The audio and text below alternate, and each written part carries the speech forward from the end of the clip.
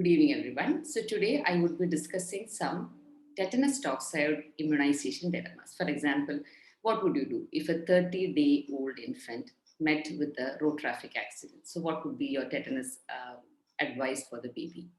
Or when someone comes and asks you that I have taken a dose of TT, how long will I be protected? And why you require so many doses of TT throughout your life, whereas some other vaccines you're giving much lesser numbers? Or if you have someone at home who has an injury, who refuses to come to hospital, and you as a doctor want to administer tetanus toxoid at home, how would you carry the vaccine home?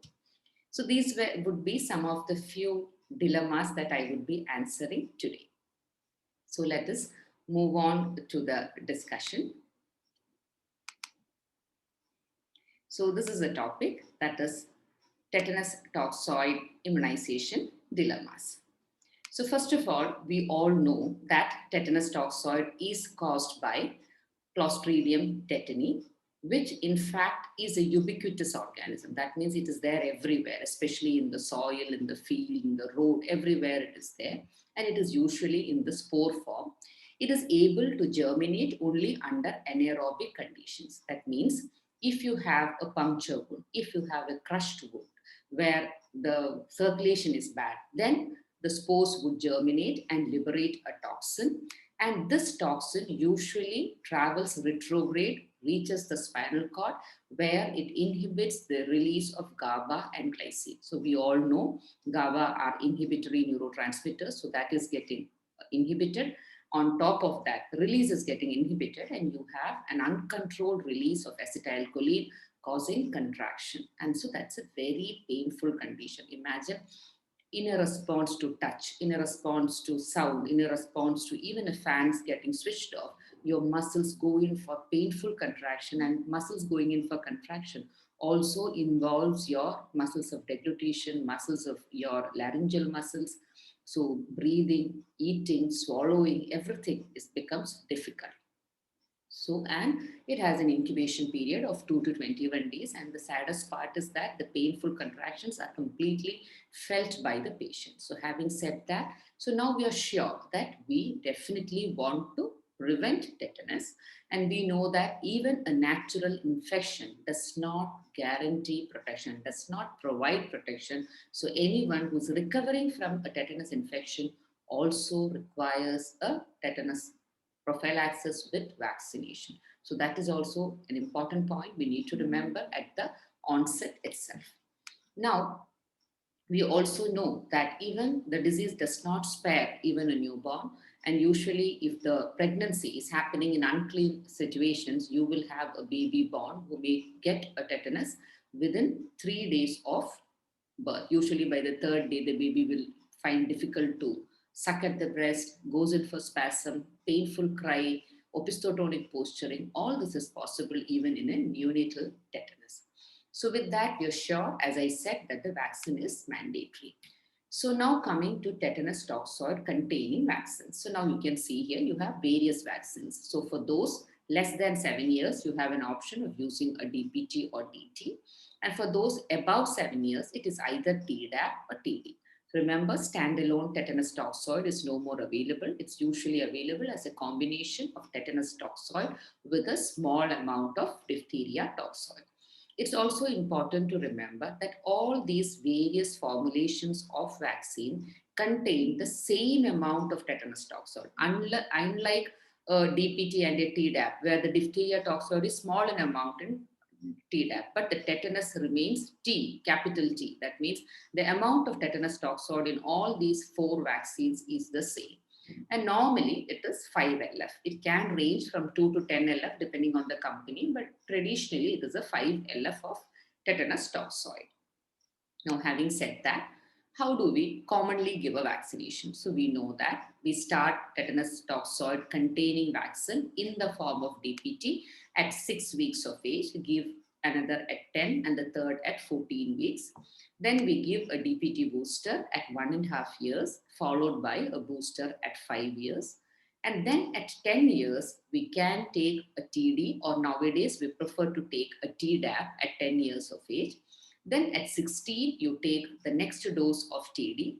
After that, every 10 years, you may take a decennial TD. So now you know regarding tetanus toxoid containing various vaccines and the schedule that you are normally taking. So that means a normal child would get close to 7 doses of tetanus toxoid containing vaccine during his from birth till say adolescence. But what about hepatitis B? It is also another killed vaccine, but for it you're giving just 3 doses, 0, 1, 6. And then they tell you that you are protected for life. If you have once documented zero conversion regarding hepatitis B, you don't have to worry. So why is it that for one killed vaccine, you are taking 7 doses and still you say that you have to give a decennial TT? And here you have hepatitis B for which you don't want to take further doses. The answer lies in the fact that tetanus is a disease of very short incubation period. We said it can be as short as 2 days. Whereas hepatitis B is a disease with an incubation period ranging from 6 weeks to 6 months. That means your body has enough time to respond to the infecting organism, mount an immune response, and destroy the organism before the disease itself is manifest. So that is the most important thing why you want to give tetanus again, TT again and again, so that you have a protective level of antibody throughout. Also remember that being a toxoid, a body may start mounting a response only after the toxin is produced. And tetanus toxin is one of the most toxic materials known to man. The lethal dose is 2.5 nanogram per kg. So if you look at the per kg lethality, you would say that tetanus toxin is highly toxic. And we already said natural disease does not confer immunity. So it is important to have pre-existing protective antibodies. So now you understood why we keep on taking TT repeatedly, whereas hepatitis B, we don't take repeatedly if you have once zero convert. Now coming to the next question. Grandfather at home had an injury while working in the field. So we already said soil is an important source of tetanus spores. But unfortunately, he refuses to come to hospital or he has an ailment which does not make him easy to come to hospital. Now, how do I carry the vaccine home? Or COVID time, you don't want him to be exposed to in the hospital environment, but you want him to be protected. So how do I carry the vaccine home? I have often seen vaccines being carried in flask with ice cubes. Remember, tetanus toxoid should never be carried with ice cube. You have to remember that you can put the tetanus toxoid maybe in a ziploc and simple cold water transport is okay if your house is quite far away. But otherwise, remember tetanus toxoid freezes at -3 degrees centigrade. So when you're taking an ice from your freezer, the temperature would be close to -15 degrees centigrade. So if your TT comes in contact with the ice cube, which is -15 degrees centigrade, it will freeze. What happens when the tetanus toxoid freezes? The aluminum adjuvant will get dissociated, as a result of which the potency comes down as well as the local side effects increases. So it should never be frozen, should never be kept in contact with an ice. But remember, it is heat stable at room temperature for close to 1 week. So if you have a factory fresh vaccine, it's heat stable for close to 1 week at a temperature around 37 degrees centigrade. So that is why the storage temperature is 2 to 8 degrees centigrade. If you are taking the vaccine home, in say in an AC car, you probably don't require a medium. If you are traveling a little further away, you can use a simple cold water transport. Remember, more vaccines nowadays are damaged by freeze rather than by heat. That is what the WHO says. That is why the cool transport is better. Don't never transport in a frozen environment. And remember, even when you are working in a PHC or whichever hospital you are working, and during the immunization sessions, it is don't keep the tetanus toxoid on the ice pack. The vaccines which have the priority to be kept on an ice pack is your measles, your MMR, your polio. They are all very heat labile. They should be kept on the ice pack. Tetanus toxoid can be just kept beside it on the tray itself. And these ice packs, whenever they are being used, whether it is at the immunization session or while you're taking the vaccine to a different place, it has to be conditioned. Now, what do you mean by condition? That means when you take an ice pack from the freezer, you have to keep it outside for some time till you see that droplets appear on the top of the ice pack. And when you take it and shake it, you're able to hear a click sound, which means that the ice has started melting. Only then you should be using it for even transport of a vaccine. Because once the ice inside the ice pack starts melting, it is assumed that now the temperature has reached 0 degrees centigrade. So that is the rationale behind conditioning of ice pack and how you store, transport, and use a tetanus toxoid vaccine. Now coming to the next scenario. An 18-year-old adolescent football player, so naturally he's getting injured now and then, he's now brought for a TT following a fall. Now, what happens? This is a common scenario that we face, right? Patients come, they don't even consult you whether you need to take a TT or what you need. They just come and say, I have an injury and I want a TT. That is what many times we encounter when we work in the periphery or when we work in the hospital. So, whenever someone asks that, can I take a vaccine or should I write a vaccine? The three questions that should cross your mind is number one would be, if I give the vaccine, will it protect? The next is it does this child really need the vaccine? And last but not the least, is it safe? Is it okay to give? So these three questions you should be able to answer whenever you are encountered with a vaccine dilemma. So now let us see the first one. Does a TT given soon after injury protect the patient against getting tetanus toxoid from that particular injury? You should remember that the first dose of TT in an unimmunized person does not give any significant protection.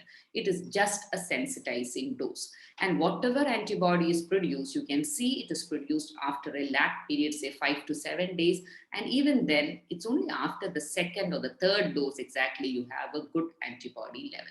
So a previously unimmunized person giving the TT alone, it's not going to protect. But if you have previously taken 3 doses of tetanus toxoid and then the patient comes with a tetanus prone injury and you give a booster, immediately the antibody titer rises and the patient gets protection. So what did we understand? Standalone tetanus toxoid will not protect soon after injury. It will protect only if you have taken at least 3 previous doses of injection TT. So from this, what did we understand? What should be or when should you use tetanus immunoglobulin? That is usually 250 international units. It's given as IM.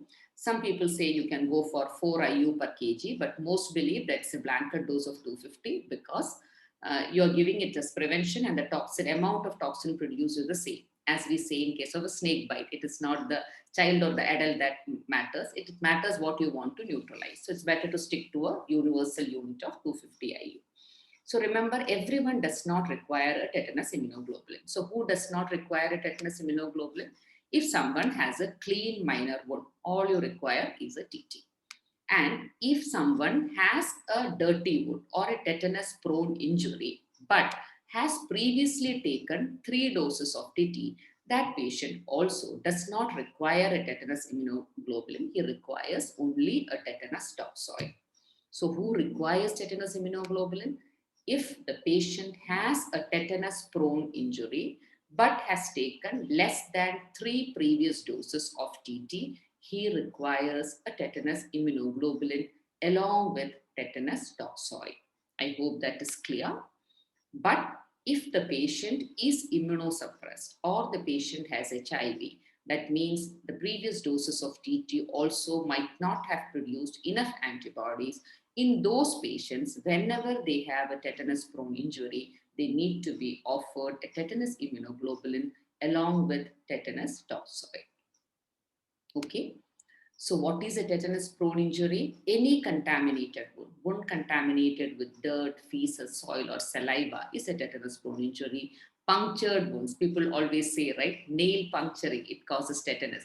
Some feel that it is because of the iron in it. No, it is not because of the iron, because nail can cause puncture wounds. So deep inside it is anaerobic. That is why the chance of getting tetanus is more.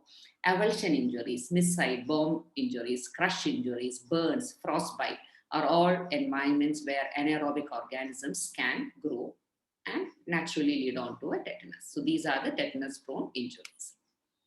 Now coming to the next scenario. The man had an injury for which he took TT 2 months back. Now he had another exposure, an accident. So does he need to take a vaccine? He has taken just a vaccine 2 months back. So now we learned that the first dose of the vaccine is not going to be protective. So yes, if this patient has received only one previous dose, there is no doubt that the patient has to take a repeat dose of TT now. So the question he asks is, how long will this TT protect? You told me, doctor, first dose is not effect. So I have taken, so now you want me to take second dose of TT. So for how long now I can be safe from tetanus?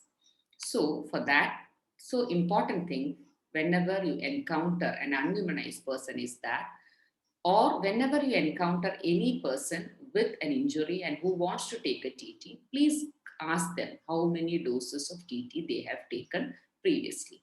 If you are encountering an unimmunized person with a tetanus prone injury on day zero, if the patient is more than 7 years of age, give TD or Tdap along with tetanus immunoglobulin. But remember, this dose gives only incomplete protection. Ask the patient to come to you after one more month for a second dose of TB. And this two doses would give him protection for the next 1 year. But it is always better that ask him to come for a third dose 6 months later so that he completes the primary series. I told you only if you take 3 doses of tetanus toxoid are you considered as immune against tetanus, and only then will you not require a tetanus immunoglobulin even for a tetanus prone injury. So, and if is willing and preferable to give a booster 1 year later, because that would protect him for the next 10 years. So what did we learn? Every patient who comes to you, ensure that they have taken at least 3 doses of tetanus toxoid, which would give them a protection of 5 years. If you take a fourth dose 1 year after the third dose, that is the ideal one. It would give them protection for the next 10 years. So this is what we want everyone to do. So for your patient who's now asked, and now remember, you have given a tetanus toxoid to one patient, and the patient comes back to you after 1 year. And then when you ask about the immunization history, he tell you, I am unimmunized, but I have taken one dose of TT 1 year back. Now, what do you want to do? Do you want to restart the whole schedule? No, you don't want to restart. So today you are going to give the second dose and ask him to come after 6 months for the third dose. So start from where stop. There's never a need for restarting the immunization schedule. So this is a beautiful picture from the WHO guideline, which tells you the antibody response, where you can see the first dose. So this is the protective antibody level. The first dose is not producing any protective antibody level. When you take the second dose, you can see that you are protected, you are getting an antibody response, but it soon comes down. It comes down within 6 to 12 months. But when you take the third dose, you can see much higher level, and it is lasting above the protective level for more than 5 years. And when you take the next dose, that is the fourth dose here, you can see you have a protection for the next 10 years. And if you take a fifth dose, you have a protection for 20 to 30 years after that. So that is what exactly the WHO wants, that everyone take 5 doses, which would give very long lasting or a lifelong, near lifelong protection. So that was regarding the normal tetanus toxoid. So now we come to the antenatal mothers. So the principles of the same principles are followed for antenatal mothers also. If the mother is first time pregnant, you're expected to give 2 doses of TD 1 month apart, with the first dose as early as possible. So this schedule is mainly made keeping in mind that in case the mother you're dealing with is completely unimmunized. That is the concept of giving 2 doses in the first pregnancy. When she comes for the second pregnancy and she says she has a toddler at home, you should know that the previous delivery was within 3 years. So this mother would require only a single dose. So this would make a total of 3 doses and would be giving her protection for the next 5 years. And if you have a child going to the kindergarten at home, that means the previous delivery was more than 3 years, then the mother would require definitely 2 doses of TD, preferably 1 month apart. or can be, the distance can be longer also. Here, in the first instance, you want it exactly to be 1 month apart because you want the mother to be immune to tetanus as early as possible. When it comes to booster, you can space it out also. And nowadays, instead of TD, what is preferred is Tdap. That is at least one dose. If whenever the mother needs to take 2 doses, give the second dose as a Tdap. And Tdap is recommended in each pregnancy between 27 to 36 weeks. That means you are wanting to give it towards the end of the pregnancy so that you would be able to so that during the time of delivery, the mother is having enough antibodies to transfer it to the mother, to the baby. So Tdap is the one preferred. Instead of TD, you can always give a Tdap for the antenatal mothers because it would give additional protection against pertussis, which we all know pertussis in an infant, in a neonate can be lethal, whereas pertussis in an elderly is usually does not lead to mortality. So mortality is 80% mortality happens in pertussis happening in children less than 1 year of age. So that is the importance of giving Tdap in pregnancy. And now we said that it is preferable to give a Tdap. And we also said that the time schedule is 27 to 36 weeks. So now the question comes, what if the antenatal mother comes to you at 12 weeks? You were planning to give a tetanus a Tdap, but the mother comes with a tetanus prone injury. What should you do? The answer is, don't have any doubts. Go ahead and give Tdap. It is a valid dose. So even if you say preferable to give at 27 weeks, if there is a need for tetanus toxoid containing vaccine before 27 weeks, there should not be any this thing you can give. Does that mean they need to repeat? No, they don't want to repeat because there is only one dose of Tdap in each pregnancy. Okay. So with that, the vaccination in pregnant ladies we have covered. Now coming back to our child, he is 18-year-old. So does he require a vaccine now? So if he is completely immunized, he has taken his 16-year booster, he definitely does not require any further doses. You just tell him that you are protected against tetanus for the next 10 years, so you needn't come to me for the next 10 years. Okay, at least for next 10 years for clean minor wounds, whereas for tetanus prone injuries, definitely not recommended for the next 5 years. But if the patient is unimmunized or the patient has not taken the last 16-year, this thing has not been taken. That means he has taken the last dose of tetanus toxoid taken was more than 5 years, then he requires a single dose.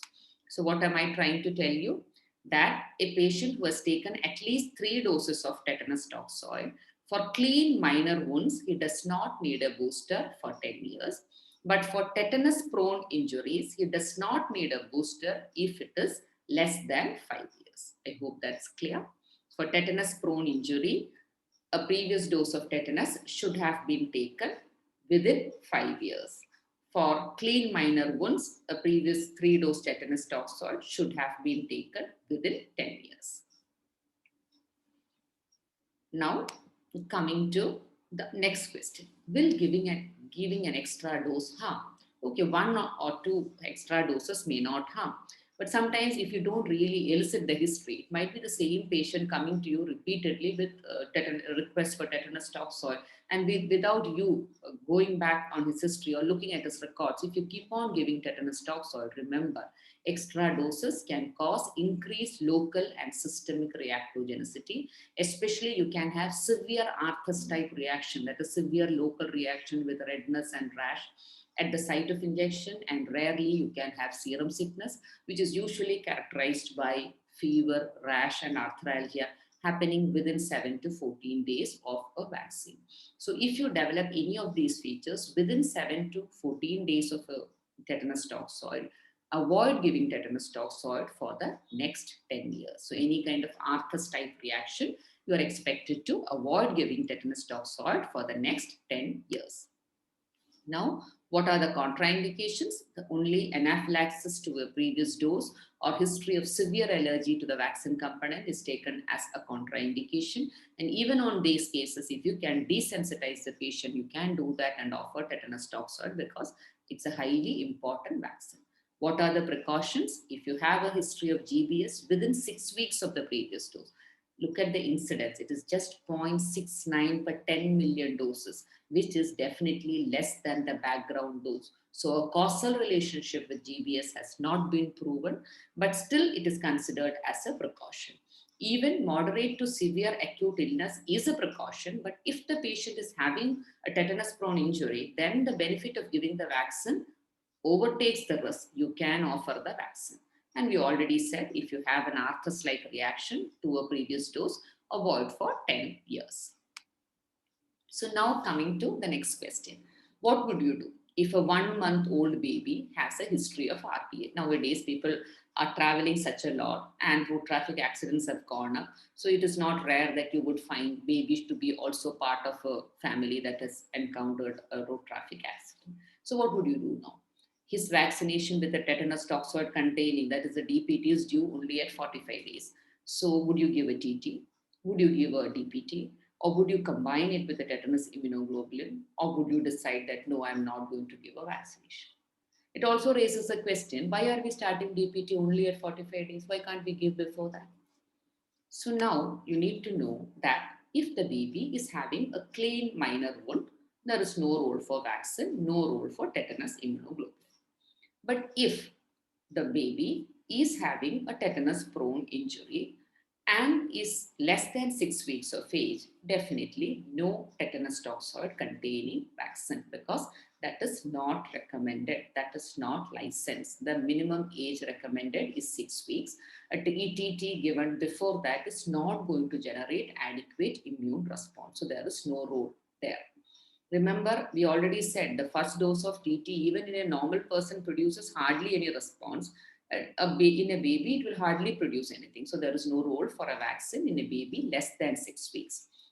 But if you have a dirty wound, then go ahead and give tetanus immunoglobulin if the mother is unimmunized or the mother has taken less than 3 doses with no booster in pregnancy. Remember, for infants less than 6 months who have not completed their primary series, need for tetanus immunoglobulin depends on maternal immunization. So if the mother is up to date with tetanus toxoid vaccines and had taken the recommended boosters during her pregnancy, then the baby will not require a tetanus immunoglobulin. In all other situations, the baby would require a tetanus immunoglobulin. This is what the Red Book or the American Academy of Pediatrics says. In fact, the Minnesota Health Center guideline says that any baby less than 6 weeks with a tetanus prone injury should be offered tetanus immunoglobulin. So there is a slight difference there. But the basic concept is this: no vaccine for babies less than 6 weeks. The vaccine, whether the baby requires TIG or not, depends on mother's immunization status. Now coming to the last part. Why is measles given at 9 months? I'm very sure almost all of you would answer that. You would tell me that we will give the measles only at 9 months because there is presence of maternal antibodies and the maternal antibodies will interfere with the measles vaccine. So if it is so, why do you give DPT at 45 days? Why measles is delayed till 9 months? So DPT, you don't have any antibodies again in the from the mother. Well, the answer is measles is a live vaccine. So the vaccine would be destroyed because live vaccines, you always give a small antigenic dose. They increase the antigen content by multiplying in your body. So if you have pre-existing antibody, the small amount of virus that you give will be killed. They cannot mount an immune response. But whereas DPT is considered, it is all a killed component. There is no live component in diphtheria, pertussis, and tetanus. And it is found to be reasonably immunogenic at 45 days. So that is why you're giving DPT at 45 days. It is not going to give you complete protection, but it is able to sensitize your immune response and it is not destroyed by the presence of antibodies. So it is given at 45 days. Okay, agreed. Then why do you give BCG at birth? Measles is a live vaccine. BCG is also a live vaccine. So why are you giving BCG at birth? The answer is BCG is a vaccine which mainly stimulates the cell-mediated immunity. And cell-mediated immunity is not transferred from mother to baby. It is neither inhibited by the presence of maternal antibodies. So BCG can be given at birth, especially it is given intradermally. So we know because it is cell-mediated immunity you are giving. Then why is OPV given at birth? Because OPV is not having cell-mediated immunity. Here the reason is OPV is an oral vaccine. So when you're giving an oral vaccine, the main immune response is IgA mediated. And maternal IgA does not cross over to the baby. And for IgG to cross over to the mucosal surface, you require very high levels of IgG. That usually does not happen. The small amount of IgA that is present in the maternal breast milk also does not inhibit the OPV. So these are all the reasons why we give OPV at birth. I hope you understood the rationale behind scheduling of vaccines and you also understood why tetanus toxoids are prescribed in a particular way. So what were the learning pearls today? The learning pearls were single dose of TT does not offer protection. It is at least 2 doses is needed to call some reasonable protection. Only after you have completed 3 doses of TT are you considered as immunized against tetanus toxoid.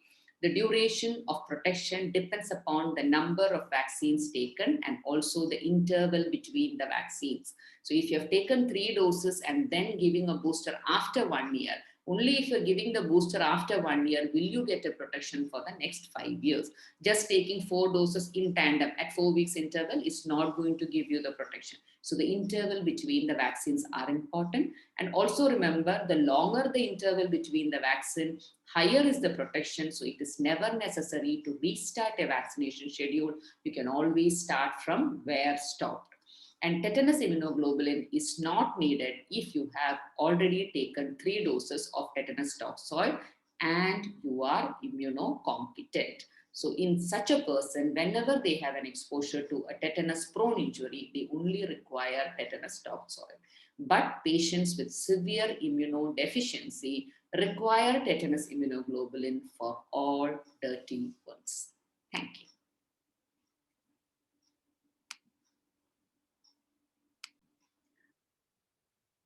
For further reading on the topic, there is a link below on my book. You can refer that also.